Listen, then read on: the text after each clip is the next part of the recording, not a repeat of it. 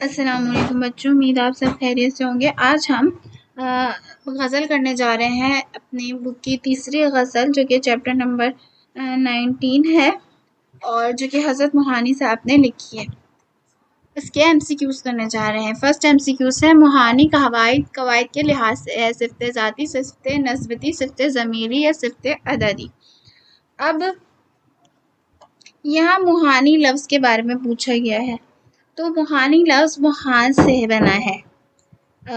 اور اگر ہم دیکھیں یہاں پر کسی شخص چیز کی نسبت ظاہر کی جا رہی ہے، یعنی مطلب اگر ہم دیکھیں تو موہانی جو لفظ ہے وہ موہان ہے، اور موہان کیا ہے، یہ جو ہے وہ اتر پردیش بھارت کا ایک شہر ہے۔ تو یہ جو موہانی لفظ ہے وہ موہان سے بنا ہے، اتر پردیش بھارت کا ایک شہر ہے موہان، اس سے۔ اب یہاں ہم دیکھتے ہیں کہ صفت ذاتی، صفت نسبتی، صفت ضمیری، صفت عددی، اس میں سے کون سا ایسا ہے جو اس چیز کو ظاہر کرتا ہے کہ ہم کسی کا اگر کوئی نیم ہے یا کچھ ہے تو وہ کسی چیز کی اگر نسبت سے رکھا گیا ہے یا کسی چیز کی نسبت کسی لفظ میں ظاہر کی جا رہی ہے تو اسے کون سا صفت کہتے ہیں، ٹھیک ہے۔ تو صفت ذاتی ہمارے پاس کا مطلب ہوتا ہے جب کسی شخص یا چیز کی اپنی مستقل خوبی یا صفت بیان کرے۔ خوبصورت لڑکی، ذہین، طالب علم، اس طریقے کے بارے میں کسی کی خوبی بیان کری جائے تو اس کو صفت ذاتی کہتے ہیں، تو یہ تو یہاں پہ نہیں ہوا۔ صفت نسبتی، جو کسی شخص یا چیز کا کسی جگہ، خاندان، قوم یا علاقے سے تعلق ظاہر کرے۔ اگر ہم یہاں دیکھیں لاہوری نمک، تو کیا مطلب وہ لاہور سے آئے۔ کراچی والا مطلب یہ کراچی سے آئے۔ سندھی ٹوپی یعنی یہ سندھی کی ہے۔ اب موہانی لفظ کس سے نکلا ہے؟ موہان سے، یعنی وہ موہان سے تعلق رکھتے ہیں، تو یہ صفت نسبتی کے اندر آئے گا کہ مطلب وہ جو ہے وہ موہان سے تعلق رکھتے ہیں۔ سمجھ رہے ہیں آپ لوگ کہ مطلب یہاں یہ قواعد کے لحاظ سے صفت نسبتی کے اندر آ رہا ہے، یعنی یہ تعلق بتا رہا ہے کہ جو موہانی صاحب ہے وہ موہان سے تعلق رکھتے ہیں۔ دوسرا ایمسیکیوز ہے، رئیس المتغزلین کہا جاتا ہے فیض احمد فیض کو، ظہیر کاشمیری کو، جگر مراد آبادی کو یا حضرت موہانی کو۔ تو رئیس المتغزلین یہاں پر کہا جاتا ہے حضرت موہانی کو، یہ کیونکہ ظاہر سی بات ہے چیپٹر بھی، یہ غزل بھی انہوں نے ہی لکھی ہے اور یہاں پر ان کے تعارف کے اندر موجود ہے، کیونکہ حضرت موہانی غزل کے ایک باکمال شاعر تھے، اس بنا پر انہیں رئیس المتغزلین بھی کہا جاتا تھا۔ یعنی جو یہ رئیس المتغزلین جو ہے وہ یہ ان کو جو ملا ہے لقب، یہ کس بنا پر ملا ہے؟ کیونکہ وہ غزل کے ایک باکمال شاعر ہیں، اس وجہ سے انہیں رئیس المتغزلین کہا جاتا تھا۔ تو اس کا آنسر ہے حضرت موہانی۔ مشق سخن کا مطلب ہے گفتگو کی مشق، شاعری کی مشق، خطابت کی مشق، موسیقی کی مشق۔ مشق سخن کا مطلب ہے، اب یہ ہمارے پاس جو ہے وہ پہلے ہی شعر کے اندر موجود ہے مشق سخن لفظ، اور دوسرا ہی لفظ ہے مشق سخن جاری، چکی کی مشقت بھی، ایک طرفہ تماشا ہے حسرت کی طبیعت بھی۔ اچھا جی، آپ نے کانسیپٹ تو پورا پڑھ لیا، لیکن بھائی پریکٹس کہاں سے کرو گے؟ تو اس پریکٹس کے مسئلے کو حل کرنے کے لیے پنجاب کا منجن آپ سب لوگوں کے لیے لے کے آ رہا ہے بالکل ایگزام ڈکٹو copy related practice grand test. اس کے اندر فزکس کے، کیمسٹری کے، آپ کے سارے چیپٹر وائز ہیں۔ اگر آپ کو ایکسس کرنا ہے ابھی ڈسکرپشن میں جاؤ اور اٹینڈ کرو، جو سیکھا ہے اس کو اپلائی کرو، تبھی تو مارکس آئیں گے، ٹھیک ہے۔ اس کے علاوہ اگر آپ کو نوٹ چاہیے، آپ نے کہا سر لیکچر تو بہت بڑا ہے، ہمیں پیپر کی تیاری کرنی ہے، تو اس کے لیے اگر آپ کو نوٹس چاہیے، آپ ہمارے نوٹس بالکل یہ ہائی کوالٹی والے پریمیم لے سکتے ہیں، استعمال کر سکتے ہیں۔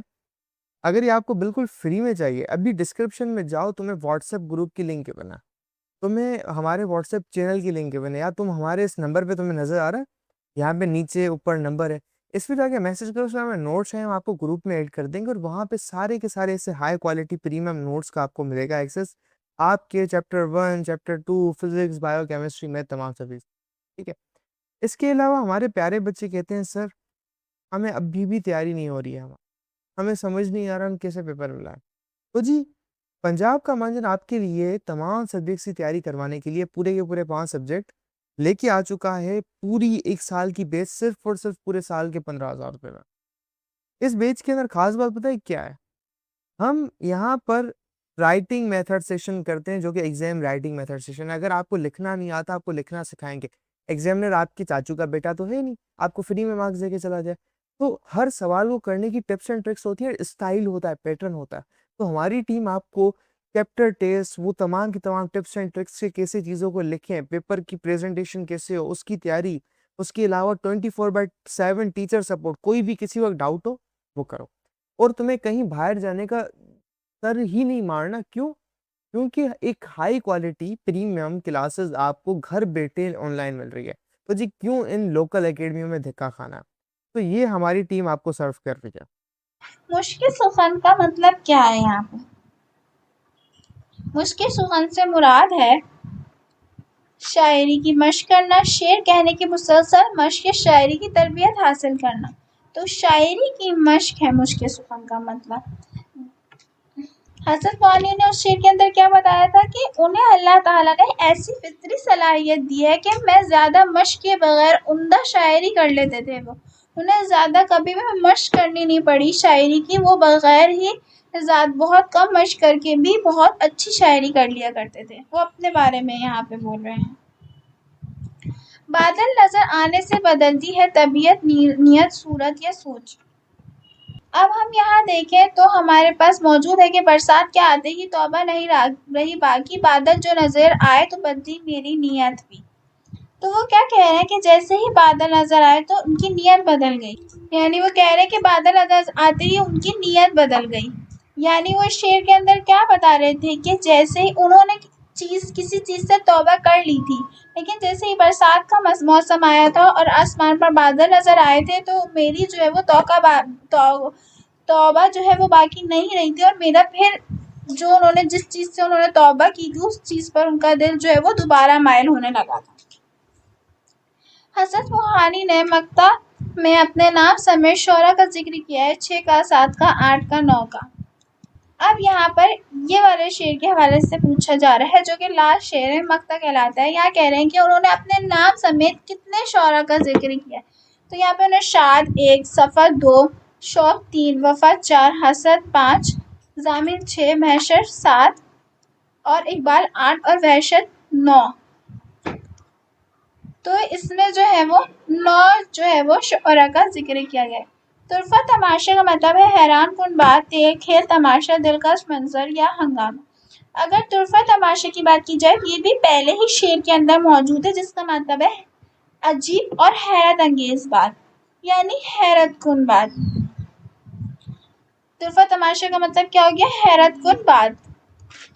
حیرت کن بات ہو گیا، یعنی جو ہے وہ عجیب اور حیرت انگیز بات. یعنی اس شعر کے اندر شاعر کیا کہہ رہے تھے کہ وہ بغیر کسی بھی مشق کے اندر یہ جو شعر ہے ہمارے پاس، اے مشک ہے مشک کی سخن جاری، چکی کی مشقت بھی، طرفہ تماشا ہے حضرت کی طبیعت بھی.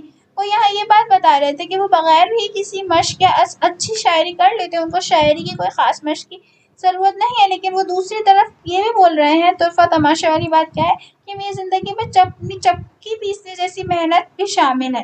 یعنی میں صرف شاعری نہیں بلکہ روزمرہ زندگیاں میں بھی سختی اور مشقت برداشت کرتا ہوں.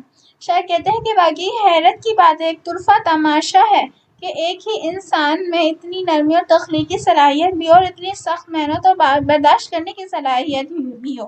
یہی میری طبیعت کی انوکھی خصوصیت ہے. وہ اپنی خصوصیت کے حوالے سے یہاں پہ بات کر رہے ہیں اس شعر کے اندر. تو یہاں پہ یہ سارے شعر مکمل ہوتے ہیں. امید ہے آپ کو یہاں پہ یہ سارے MCQ مکمل ہوتے ہیں. امید ہے آپ کو یہ سارے MCQ اچھی طریقے سے سمجھ میں آئے ہوں گے. اللہ حافظ.